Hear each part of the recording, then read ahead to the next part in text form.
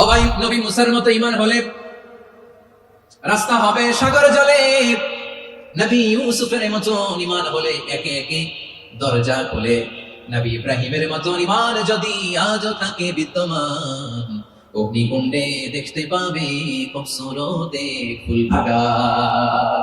তাহলে আমার প্রিয় ভাইরা, বিপদের শুরুতেই আমরা বলবো ইন্না লিল্লাহ। শুরুতে কি বলবো? এরপরে যেই বাক্যটা পড়ে নিজের পরিস্থিতিকে আল্লাহর দরবারে সঁপে দিব, সেটা হচ্ছে হাসবুনাল্লাহ। বিপদে প্রথমে ইন্না লিল্লাহ পড়লাম, ধৈর্য ধারণ করলাম, বিপদ থেকে উদ্ধারের সর্বোচ্চ চেষ্টা করলাম। আমার কাজ যখন শেষ, তখন আমি আমার এই বিষয়টা আল্লাহর কাছে সঁপে দিব। কার কাছে সুপর্দ করব? কার কাছে? বিপদে বললে কেমন করে নিজেকে আল্লাহর কাছে সঁপে দিতে হয়, আসুন সাইয়েদনা ইব্রাহিম আলাইহিস সালামের জীবনী থেকে জানি। আল্লাহর খলিল ইব্রাহিম আলাইহিস সালাম আমাদের মতো সমাজ ব্যবস্থা পায় নাই। আমরা জন্মের পরে আমাদের কানের ভেতরে আজান দিয়েছে কে? একামত দিয়েছে কে? আমাদের বাপদাদারা আমাদের কানে আজান দিয়েছে কি? দেয় নাই। আমাদের জন্মের পরেই তো আজান, একামত, বাড়ির পাশে মসজিদ, প্রতিদিন আজান, জুমার খুতবা, প্রতি মাসে মাসে তাফসিরুল কোরআন মাহফিল, মসজিদ, মিনারা, অভাব নাই। ঠিক কিনা বলেন? আপনি যেই সুন্দর ইসলামিক এনভায়রনমেন্ট পেয়েছেন, আমাদের ইব্রাহিম খলিল উনিও কি এরকম পেয়েছিলেন? হ্যাঁ, উনি জন্মের পর পরে ওনার কানে আজান দিয়েছে কেউ? আমার প্রিয় ভাইরা, আগা গোড়া একটা শিরকি পরিবেশ উনি জন্মগ্রহণ করেছেন। উনি ছাড়া ওই তল্লাটে একজনও আল্লাহর উপর বিশ্বাসী নাই। কল্পনা করতে পারেন? গোটা তল্লাটে, গোটা দেশে বিশ্বাসী মুমিন, আল্লাহর উপর বিশ্বাস স্থাপনকারী কয়জন? সবাই বলেন কয়জন? বাকি সব মুশরিক। বাকি সব মুশরিক নিজের সাথে নিজে শক্ত বোঝাপড়া করে, অ্যানালজি করে, সেলফ কনভারসেশন করে উনি মহা সত্যের সন্ধান পেয়েছেন। উনি আকাশের তারা দেখে ভাবে মনে হয় এটাই আমার খোদা, পরে দেখে তারা নাই, মনে মনে বলে না তাইলে এটা না। আবার চাঁদ দেখে বলে চাঁদটা বড় মায়া লাগে, মনে হয় এটাই আমার রব, পরে দেখে চাঁদও নাই, কয় না এটা না। এরপরে দ্বীপ প্রহরের জলজলে সূর্যটা খাঁ খাঁ করে গোটা পৃথিবীটারে রৌদ্র দিয়ে তাতিয়ে রাখে। তিনি ভাবলেন মনে হয় এটাই আমার রব, কারণ এটাই তো সবচেয়ে বড়। কিন্তু বিকেল বেলা ওই সূর্যটাও যখন চলে যায়, সাইয়েদনা ইব্রাহিম বলে না এটাও তো নাই, আমার খোদা যদি আমারে ছেড়ে চলে যায়, বিপদে পড়লে আমারে উদ্ধার করবে কে? এভাবে নিজের সাথে অ্যানালজি, সেলফ কনভারসেশন করতে করতে করতে তিনি মহা সত্যের সন্ধান পেয়েছেন। সুবহানাল্লাহ পড়েন। সব শেষে তিনি ডিসিশন নিয়ে ঘোষণা দিলেন, ইন্নী ওয়াজ্জাহতু ওয়াজহিয়া লিল্লাযী ফাতারাস সামাওয়াতি ওয়াল আরদা হানিফান ওয়া মা আনা মিনাল মুশরিকিন। নিশ্চয় আমি এমন সত্তার দিকে মনোনিবেশ করলাম, মুখাপেক্ষী হলাম, যিনি আকাশ বানিয়েছেন, জমিন বানিয়েছেন, আমি মুশরিক নই। সুবহানাল্লাহ। পারতেন? আপনি পারতেন? কেউ নাই, লক্ষ লক্ষ মুশরিক, আপনি একা। ওনার মতো এরকম বিচক্ষণতা দিয়ে আল্লাহরে খুঁজে পাইতে পারতেন আপনি? কি নবী ছিল, আল্লাহকে খুঁজে পেয়েছে। যখন আল্লাহর ইবাদত শুরু করলো, এই কথা ছড়ায় পড়লো চারদিকে। নমরুদ সাইয়েদনা ইব্রাহিমকে ডেকে পাঠালেন। নমরুদ বলে, ইব্রাহিম তুমি নাকি মূর্তির পূজা না করে কোন নতুন রবের ইবাদত করো, কে তোমার রব? সাইয়েদনা ইব্রাহিম বললেন, রব্বি আল্লাযী ইউহয়ী ওয়া ইউমীত, আমি এমন রবের ইবাদত করি যিনি জীবন দেন, যিনি মৃত্যু দেন। নমরুদ বলে, তাই নাকি? তোমার রব জীবন দেয়, মৃত্যু দেয়? আর এটা তো আমি দেই, আমিও তো জীবন দেই, আমিও তো মৃত্যু দেই। সাইয়েদনা ইব্রাহিম বললেন, কেমন করে তুমি জীবন দাও, মৃত্যু দাও, একটু দেখাও তো। নমরুদ জেলখানা থেকে দুজন কয়েদিকে ডেকে আনলো। কয়েদি এনে অর্ডার করলো, একটাকে এখনই শিরোচ্ছেদ, হেড অফ, ডেথ পেনাল্টি, মৃত্যুদণ্ড দেয়া হলো, ফিনকি দিয়ে রক্ত বেরোলো। নমরুদ বলে, দেখো দুজনকে ধরে আনলাম, একজন কয়েদিকে দিলাম ডেথ পেনাল্টি, মৃত্যুদণ্ড, ওরে মৃত্যু দিলাম। আরেকজন যে দাঁড়িয়ে আছে, চাইলে ওরেও আমি মৃত্যুদণ্ড দিতে পারি, কিন্তু না, ওরে আমি দিব না, ওরে আমি বাঁচাইয়া দিলাম, ছেড়ে দিলাম, মানে জীবন দিলাম। দেখো ইব্রাহিম, তোমার চোখের সামনে একজনরে মৃত্যু দিলাম, আরেকজনরে জীবন দিলাম। আপাত দৃষ্টিতে তাই তো, একজনরে তো জীবন দিল, আরেকজনরে মৃত্যু দিল। সাইয়েদনা ইব্রাহিম এবার বিপাকে পড়ে গেলেন। কিন্তু এক একজন নবীকে আল্লাহ এমন উইজডম, এমন উইজডম বিচক্ষণতা দিয়ে এই জমিনে পাঠিয়েছেন, মুহূর্তের মধ্যে আল্লাহর খলিল ইব্রাহিম বললেন فإن الله يأتي بالشمس من المشرق فأت بها من المغرب فبهت الذي كفر। আল্লাহর খলিল ইব্রাহিম বললেন, নমরুদ বুঝলাম তুমি জীবন দাও মৃত্যু দাও দেখলাম, কিন্তু আমার রব আমার আল্লাহ প্রতিদিন সকালবেলা উষা লগ্নে ওই পূর্ব দিগন্ত থেকে সূর্যটাকে উদিত করেন, সাঁঝের বেলা বিকেল বেলা কুথুরি লগ্নে সন্ধ্যাবেলা ওই দ্বিপ্রহরের জল জলে সূর্যটাকে পশ্চিম দিগন্তে ডুবিয়ে দেন। মানে সকালবেলা পূর্ব দিক থেকে উদিত করা সূর্যটাকে পশ্চিম দিকে বিকেলে তিনি ডুবিয়ে দেন। তুমি যদি পারো ওই সূর্যটাকে পশ্চিম দিক থেকে উদিত করে পূর্ব দিকে ডুবিয়ে দাও। সুবহানাল্লাহ পড়বেন না? দেখেন, ইনস্ট্যান্ট ইন্টেলেক্ট, মুহূর্তে বিচক্ষণতা, উইজডম কাকে বলে? নমরুদ পারবে?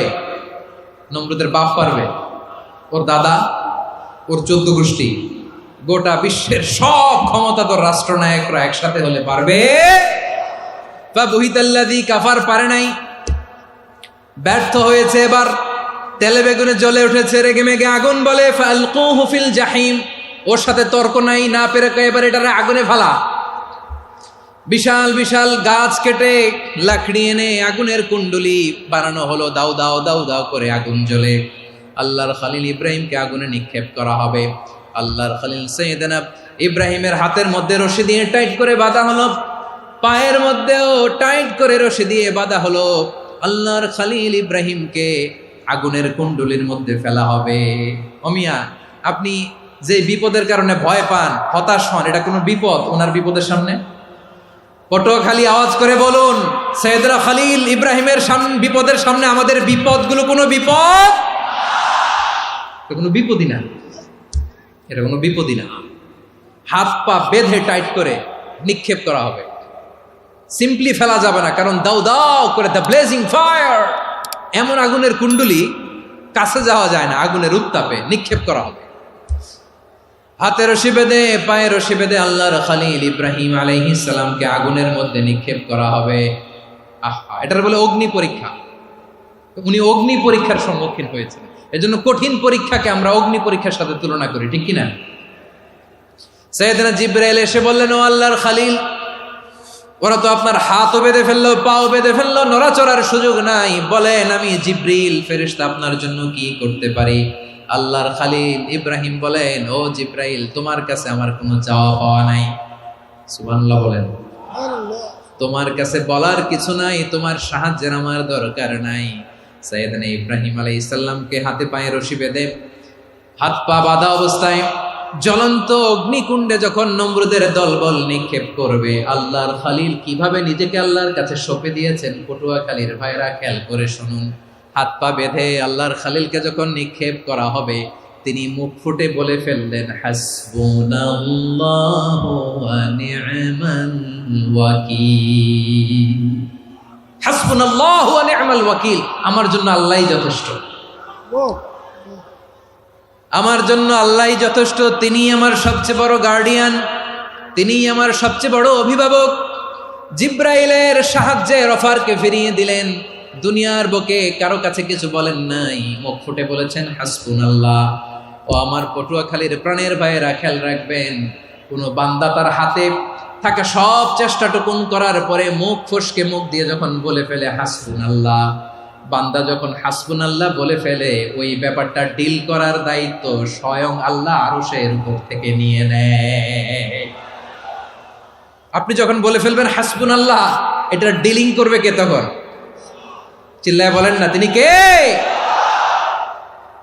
বান্দা তার সাধ্যের সবটুকু চেষ্টার পরে নতজানু হয়ে যখন বলবে হাসবুনাল্লাহ, আল্লাহ তুমি আমার জন্য যথেষ্ট, নি'মাল ওয়াকিল, তুমি আমার শ্রেষ্ঠ অভিভাবক, তখন তার কি দরকার না দরকার এটা ডিল করে স্বয়ং আল্লাহ। নিক্ষেপ করা হলো সাইয়েদনা ইব্রাহিমকে অগ্নিকুণ্ডলিতে। হাজার হাজার মানুষের দৃশ্য দেখার জন্য জড়ো হয়েছে এরকম বিশাল ময়দানে। কিন্তু কি অবাক করা ঘটনা, সবাই ভয় পাচ্ছিল, না জানে কি হয়ে যায়। আল্লাহর খালিলকে যখন আগুনের কুণ্ডলিতে নিক্ষেপ করা হয়, আল্লাহর খালিল ইব্রাহিম আগুনের কুণ্ডলের মধ্যে বসে বসে মানুষগুলোর দিকে তাকিয়ে হাসতে শুরু করে দেয়।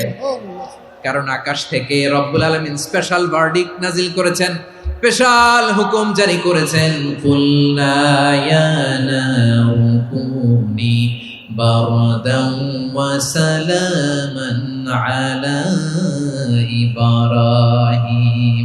ও আগুন, খবরদার, সৃষ্টি শুরু থেকে তোকে একটা ধর্ম আমি বাতলে দিয়েছিলাম। তোর ধর্ম, আগুনের ধর্ম হলো যা পাবে জ্বালিয়ে সারখার করবে।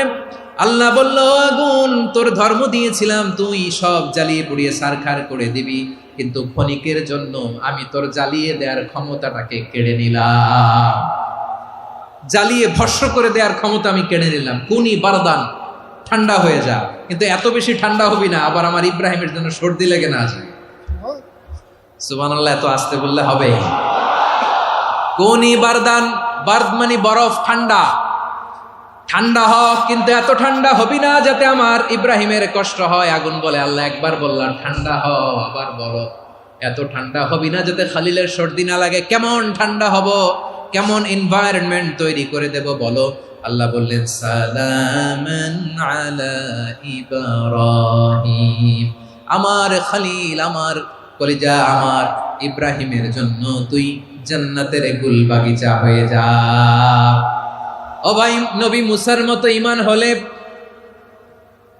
রাস্তা হবে সাগর জলে, নবী ইউসুফের মতো ঈমান হলে একে একে দরজা খোলে।